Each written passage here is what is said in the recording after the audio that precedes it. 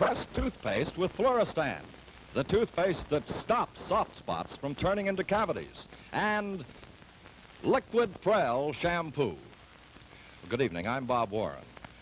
At the end of last week's show, Ralph Edwards had intended to tell you that he was about to undergo minor surgery, but as you know, our time ran out. Well, he's still in the hospital, but he's doing fine. You can't hold a man like that down. I talked to him just a few minutes ago on the telephone, and he's up and around, and he's watching the show tonight. So while he's taking it easy, I'd like to introduce you to the gentleman who is a very good friend of Ralph's, who's going to be our host tonight. And here he is, the host of This Is Your Life, Ronald Reagan. Welcome to the show, Ronald. Thanks, Bob. Good evening, everybody. Bob, I can't help but tell you right at this moment that I wish I was where I usually am at this time every Wednesday evening, and that's home watching Ralph Edwards. Ronald, we're glad you're right here. Well, thank you. Ladies and gentlemen, tonight you will see one of the individual sagas of bravery in the history of the United States Navy, a story that will make every one of you proud to be an American. Right now, our unsuspecting principal subject is seated in a corridor with motion picture producer Bill Hawks right outside this studio. So, let's go surprise him.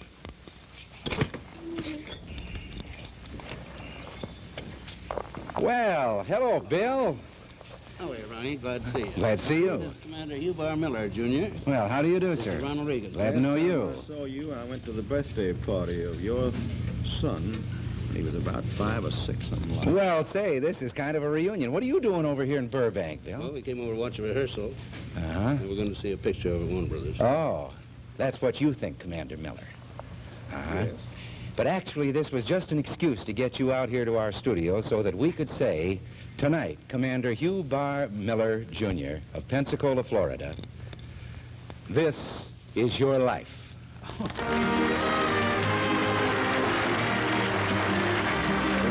Sort of surprise you? Well, a million thanks to you, Bill Hawks, for your help. And now, Commander Hugh Barr Miller, Jr., will you please accompany me to our studio where we'll relive your story of a modern Robinson Crusoe in uniform. And while we're on our way, ladies and gentlemen, consider this. Go almost anywhere you will in this broad land of ours.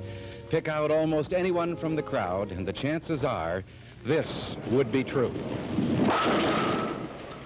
Hey, you! 3 to 1, you've got soft spots in your teeth. Who, me? Yes, you. And you, too. It's 3 to 1, you've got soft spots in your teeth right now. These weak areas are where cavities usually start. But it's not too late. Change to Crest, the toothpaste that stops soft spots from turning into cavities. Watch. Decay often begins in tiny soft spots that regular toothpastes pass by. Crest hardens those soft spots, stops soft spots from turning into cavities. At the same time, Crest strengthens the entire tooth against decay. That's because of Crest's own special fluoride called Fluorostan. And flavor, Crest tastes wonderful, brightens your teeth, keeps your breath fresh and sweet all day. So start your family brushing regularly with Crest, the toothpaste that stops soft spots from turning into cavities. And now, tonight's This Is Your Life host, Ronald Reagan, with our guest, Commander Hugh Barr Miller.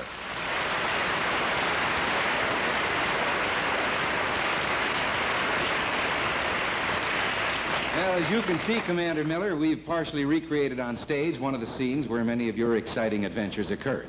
Now, will you please sit on this tree trunk, which, in your case, will serve as your chair of honor tonight. Just sit right there. No lizards? No, no lizards. And now, Commander Hugh Barr Miller, Jr., we're back on Arundel Island in the British Solomons. The time is July 10th, 1943. This is your life.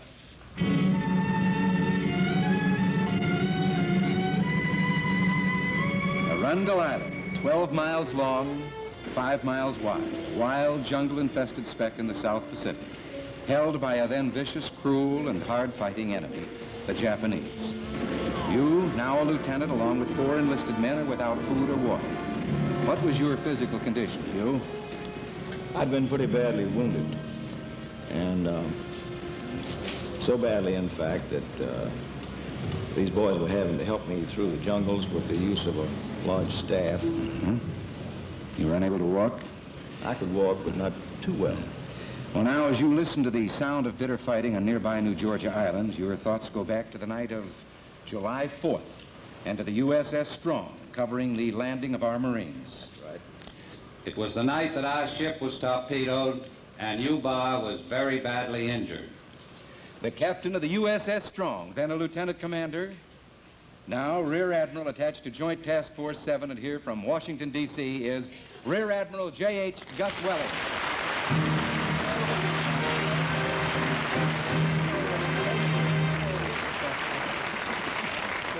Here now, you get around here. No, you can stay right here for a minute but we want our audience to see you.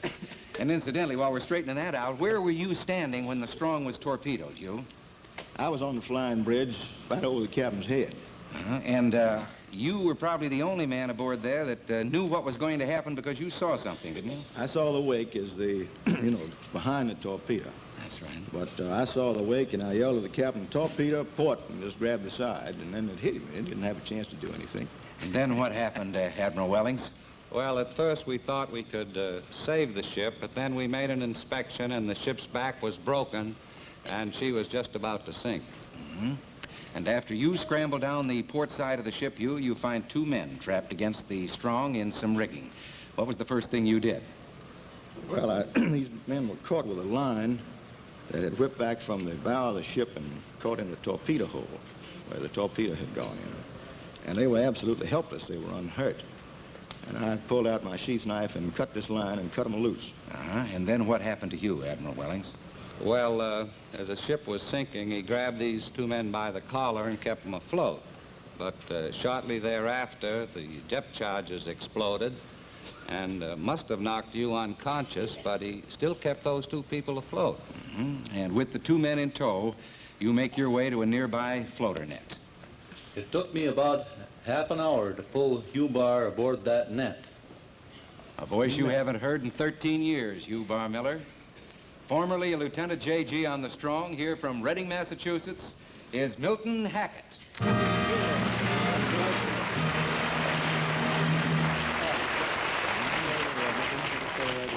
All right, and after you can get around there now. We want these people out here to see you, too. And after you pulled him onto the floater net, Milt. There are other men on the net, Ronald, most of them badly wounded. Hugh Barr had morphine syrettes, and he told me to take them, give them to the other men that were wounded to relieve their pain. Afterwards, I saw that he was badly hurt, too, and I gave him a couple shots. Which relaxed your pain, Hugh, and so probably saved your life. That's true. The following morning, July 5th, there are 23 men adrift in your little group. During the next 4 days, two small parties, one led by Milt Hackett, the other including one of the men you saved, are dispatched from your group on broken rafts to seek help. Well, thank you, Admiral J.H. Wellings and Milton Beckett. You will. You'll see them all later. Now, get back there on your chair of honor. Well, it's July 10th. 11 of your companions have died since the torpedoing. No help has come. You and your remaining 4 companions have pulled and paddled the floater net the few miles to Arundel Island. You move 3 miles into the jungle where you make camp, 1.25 miles away from a spring. July 13th, the other sailor you had saved from your destroyer dies. Now there are 4 of you left. The night of July 15th, you hear an enemy patrol pass within 50 yards. The next morning, you determine to send your 3 companions on without you to try to get through enemy lines. Why did you stay behind, Hugh? Well, I had lost so much blood that I was knocked out, unable to get up. Boys had built me a bed of leaves under a big leaning tree, and they were having a scout back up for about 1.25 miles to get water and bring to me in Japanese beer bottles. Mm-hmm. And they were risking their lives every day to try to take care of me. And it was kind of a non-profit operation. I wasn't getting any better. And I concluded that I couldn't allow these boys to stay there and just wait for me to die and perhaps get killed themselves in the process. So I gave them all of my equipment and sent them on to try to get out. They don't want to leave you in your condition, but as their officer, you ordered them to escape. I had to make them go. And among that equipment, first you gave your shoes to one of the men who was barefoot. That's right. Unfortunately, these men never did get out alive. No. What provisions were left with you, Hugh? I had 2 bottles of water and 6 coconuts that they'd cut the husks off of with my sheath knife before they left, and a little piece of knife blade about so big broken out of a pocket knife. And I had retained only that to cut the eyes out of the coconut so I could drink the coconut juice. I gave them my shoes, my rain parka, my knife, everything that I had that they could use. Now it's July 17th, and you're out of water, tortured by thirst and your wounds and jungle heat and insects. And it's then that you remember what Wallace Wade, coach of the University of Alabama football team, had taught you when you played football for him and you were in a tough situation. Fight. Keep on fighting. A man that won't be defeated can't be defeated. Yes, Hugh. One of the all-time great football coaches, now commissioner of the Southern Conference. Here from Durham, North Carolina is Wallace Wade.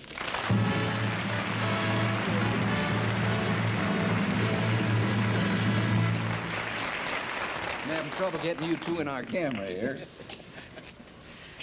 Well, the commander here played on your 1929 and your undefeated 1930 varsity football teams at Alabama, didn't he, Coach Wade? Yes, he did, Ronald. And he also played in the Rose Bowl the time we beat Washington State 24-0. You know, Hugh Barr was a 140-pound quarterback on that 200-pound Alabama 1930 team. But he made up in intelligence and character and fight what he lacked in weight. And in addition to being a pretty fair ball carrier, he was an outstanding punter, drop kicker, and forward passer. And your forward passing talent was to stand you in good stead on Arundel. Well, thank you, Wallace Wade.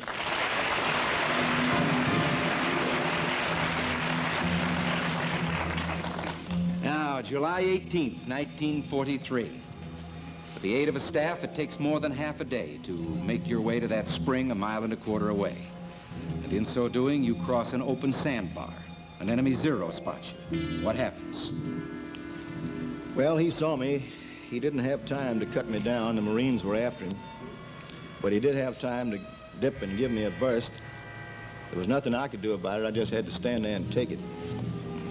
And he missed me. The stuff cut right along by me, but one of his shells had hit a rock or something in front of me, and pieces of it went in my neck and in my arm. Mm-hmm. And you squeeze out the fragments, and finally you make a permanent camp near the spring and close to a coral flat in the water. Now, why was this coral flat important to you? Well, I had an opening there. There's narrow strips of jungle all up and down the edge of it, very close to the water, and then a big opening inside before the main jungle.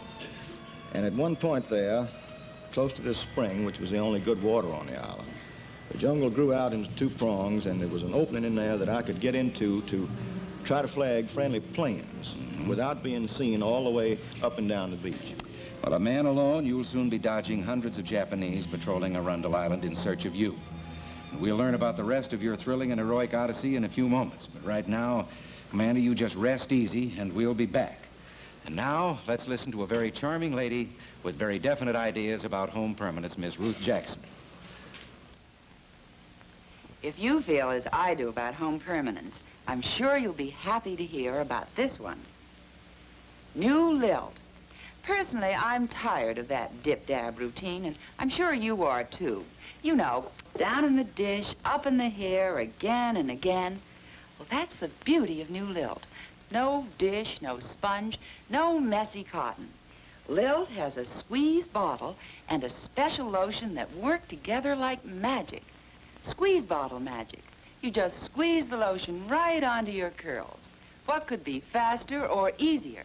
Now, don't misunderstand me. Lilt is a real, honest-to-goodness home permanent. In fact, your curls will last until you cut them off. Sounds wonderful, doesn't it? And it is. So fast, so easy, gives you such beautiful, long-lasting curls.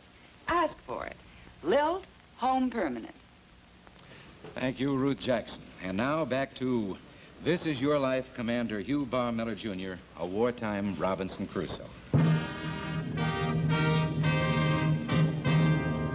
month of July in 1943 is drawing to its close. On nearby New Georgia, our Marines slowly drive back the Japanese, the Marines you someday want to reach. Your bare feet are ripped by thorns and you're still suffering severely from your injuries. But you're gaining strength slowly on a diet of coconut meat. How do you use the coral flat near your camp in an attempt to get help? Well, I tried for a while making signs on the flat with great long tropical leaves, about a foot wide and about 8 to 10 feet long, so that if a plane flew over, they could see these leaves and get my message, and I hope to get in communication with me. That was pretty risky, and after a while, it really wasn't worth the effort. But it did pay off. You avoid being discovered by frequent Japanese patrols thanks to the woodcraft you learned as a little boy.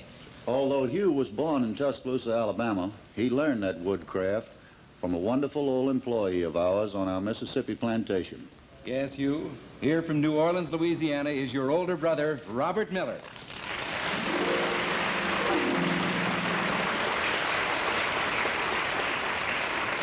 When was your brother born, Bob Miller? And January the 19th, 1910, as I have said, in Tuscaloosa, Alabama. Although Hugh was born in Tuscaloosa, Alabama, he was raised on our plantation in Mississippi, where a very valuable and old faithful employee of ours, Uncle Jim Michael, taught him how to hunt, shoot, and taught him how to be an expert in the woods. And this knowledge was to keep the Japanese patrols from finding you on Arundel Island. Your father is no longer alive, and as you know, your mother is not well enough to be here tonight, but she's looking on from Tuscaloosa, Alabama. Well, thank you, Robert Miller. See you later, friend. August 3rd. That morning, you find a dead Japanese soldier floating about 30 feet out into the water. What do you take from him?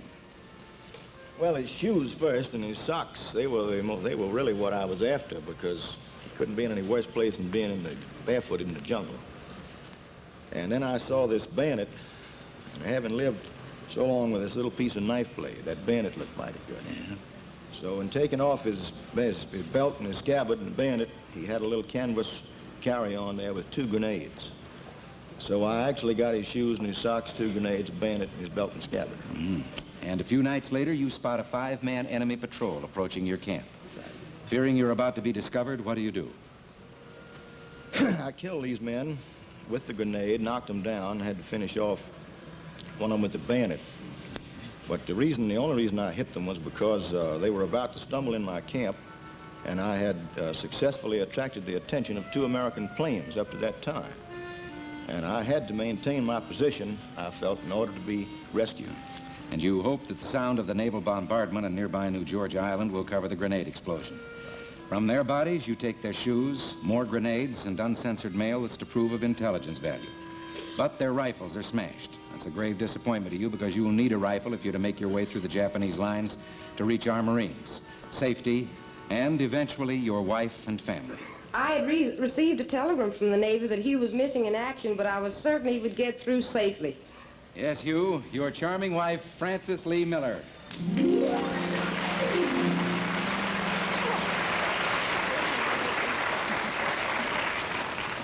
Well, why were you so certain that your husband would come through, Mrs. Miller? Well, I knew that the ship had been torpedoed near land, and he told me that if that were the case, that he would get to land somehow, and if he got on land, he would get off. And he's an excellent hunter and a woodsman, and I was just waiting. And your faith was to be justified. Well, thank you, Francis, Mrs. Hugh Barr, Miller, too. You let her go. She'll come back. Now, it's August 4th. The evening of your 25th day on Arundel Island, Hugh Barr. And to protect their barges bringing in reinforcements to New Georgia, the Japanese starts setting up machine gun nests each night about 300 yards apart. How many men were there in each one of these machine gun nests? They'd have 5 men in each group, usually 3 men on a gun and a couple of riflemen, and sometimes they'd have 3 men on a machine gun and 2 men with a light mortar. And you were determined to get a rifle. So the night of August 10th, you creep near a machine gun nest and wait for a Navy Black Cat plane to fly overhead. Why? Well, I had to find some way to be able to hit these people with a grenade, get away, and hope I could come back and get equipment without arousing the curiosity of the groups on 300 yards of each side of them. So I used the black cat that flew back and forth and around trying to locate the movement of small boat fleets and troops as the ruse. They had thrown out a few small fragmentation bombs. So I waited till one was in position to have dropped a small fragmentation bomb, and then I put the grenade into it. That's right. The bomb is dropped. You throw your grenade. The old football pass again. It kills the 5 Japanese. More intelligence, more information, more shoes, but the rifles are shattered again. So the night of August 12th, you completely destroy another nest, and still no rifles. The night of August 11th, you attack your 3rd machine gun nest, but there's a fateful mishap. What happened? Well, the first grenade, instead of knocking down all of them as it had every time before, only knocked down 3. And there was one obviously wounded and one man still standing. So I had to use 2 more grenades on that group, and the plane, of course, by that time was gone. And so now the Japanese know for certain that there's an enemy behind their lines, and they're out in force to get you. The following morning, August 16th, the 39th day, you've been in Arundel. You wake to see a low-flying American plane heading in your direction. Casting all caution to the winds, you rush out to the coral flat and wave furiously. The Marine pilot nearly shoots you. Why didn't he? Well, of course, it's kind of white now, but then I had a great big red beard, and you could see it as far as you could see me. Well, the plane leaves. You wait an anxious hour on the coral flat, knowing that the Japanese are closing in. And then a single-engined American amphibious plane called a Duck lands in the water. I was pilot of that plane. We saw a red-bearded man standing on a coral flat and prepared to take him off. We landed about 30 yards from Lieutenant Miller. Yes, Commander, the 3 Marines who, at the risk of their lives, volunteered to rescue you from Arundel Island. From Minneapolis, at that time, Marine Major Goodwin Luck, whom you haven't seen in 14 years. From San Diego, former Master Sergeant John J. Happer, whom you haven't seen in 14 years either. And from Green Village, New Jersey, then Marine Major Vernon A. Peterson, whom you haven't seen in 11 years. Well, how did your rescue operation work out, Vernon? Well, Hugh Barr here was poor physical condition. We didn't think he could swim out to us, so I inflated a rubber life raft we had along with us and paddled in to get him. Meanwhile, we cut the engine and dropped anchor near shore. As soon as Major Peterson got Lieutenant Miller back to the plane, and the Japs were breathing down our necks, the electric starter failed. So I jumped out, cranked up the plane. I was, of course, dressed with absolutely nothing on but the baseball cap. That's correct. A couple of coughs, then the old engine started, and we're off for Munda and a hospital for Hugh Barr. Well, thank you, Goodwin Luck of Northwest Airlines, Vernon A. Peterson, pilot for Eastern Airlines, and John J. Happer of La Jolla Sporting Goods. You will see them later. I wouldn't be here except All right. You'll see them all later, Hugh Barr, at the party in your honor at the Hollywood Roosevelt Hotel where our out-of-town guests have been staying. So, back there in the chair of honor. Well, thanks to your rescue, Hugh, you're able to give important information on enemy positions and reinforcements. September 15th, 1943, Admiral Halsey decorates you with the Navy Cross. Mrs. Franklin Roosevelt pins the medal on you. You also receive at this time the Purple Heart with a gold star.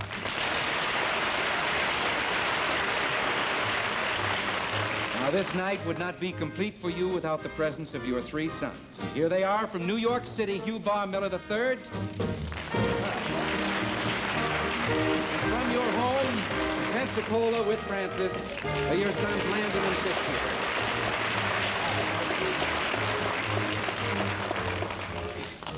Well, this is your life, Commander Hugh Barr Miller, Jr. In the words of your Navy Cross citation, your gallant and courageous conduct was in keeping with the highest traditions of the United States Naval Service.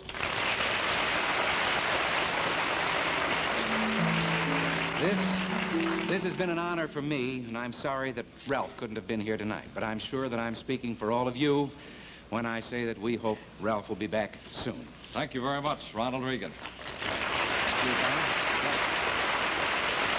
Commander Barr, we're going to take a look into your future in just a moment. In the meantime, let's join this lovely young lady.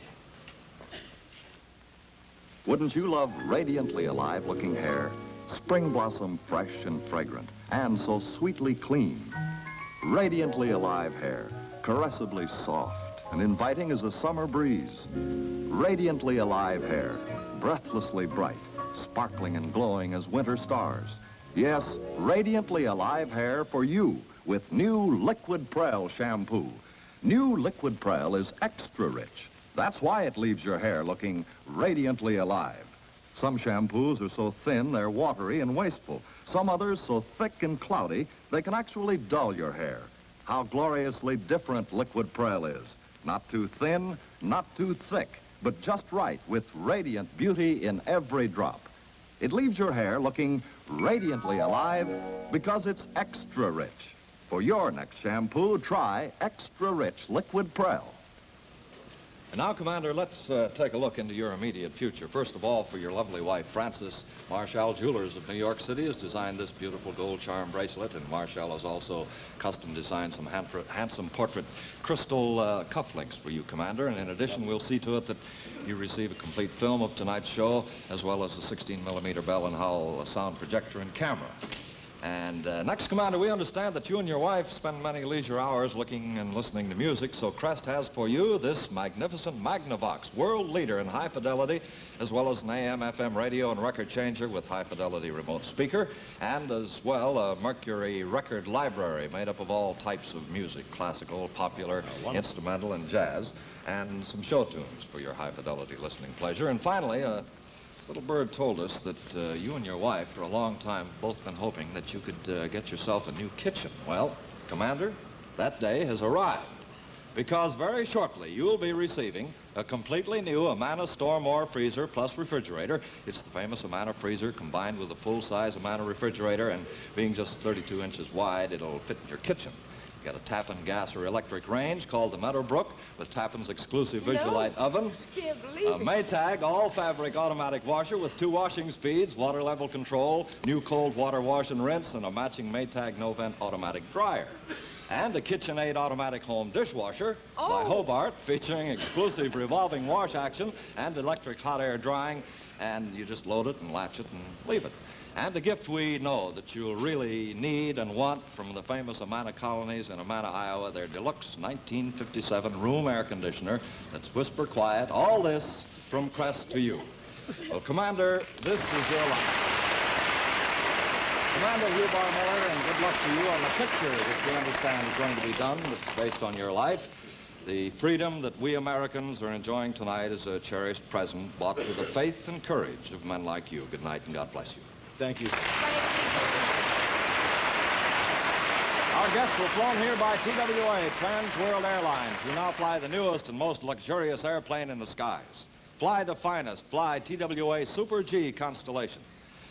Well, ladies and gentlemen, be with us next week for an all-time high in famous names on our show. The life of an humble person who earned the friendship of some of the greatest celebrities in the world.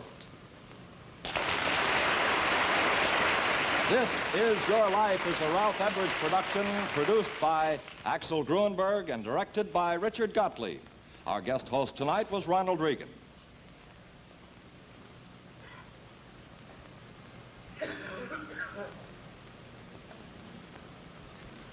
This is Your Life has been presented by Liquid Prell Shampoo, the shampoo that's extra rich. And by Crest Toothpaste with Floristan, the toothpaste that stops soft spots from turning into cavities. Crest has been commended by Parents Magazine and granted the Good Housekeeping seal. Get Procter & Gamble's Crest with Floristan for your family. Can you fight communism? Yes, you can. Help support Radio Free Europe. Send your truth dollars today to Crusade for Freedom, care of your local postmaster. See the hectic and hilarious life of the Bumpstead